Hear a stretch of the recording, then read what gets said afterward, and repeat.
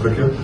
فطبعا بنسعى ان احنا نفوز، ده طابع النادي الاهلي وده تركيزنا ان احنا نعمل اللي علينا ونبقى مركزين من اول دقيقه لاخر دقيقه. فطبعا بشكر المملكه على اللي هم عاملينه،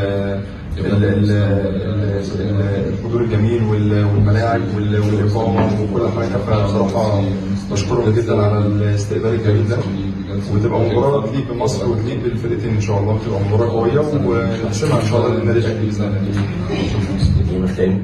Vielleicht dann noch Verlängerung, Meterschießen ist alles möglich und ich freue mich drauf, Stadion voll und dann endlich wieder Zuschauer mit dabei beim Spiel, wo das Stadion voll ist und meine Spieler sind top motiviert und wir auch. احنا سعداء جدا بالتحضير الجيد للمباراه. احنا كان عندنا وقت كافي بين المباراتين للتحضير، تقريبا اسبوع. ده كويس جدا، ساعدنا ان احنا نستعد ونحضر للجزء التكتيكي في القاهره عشان نيجي ونقدر نتحضر لليومين دول للمباراه يوم الجمعه.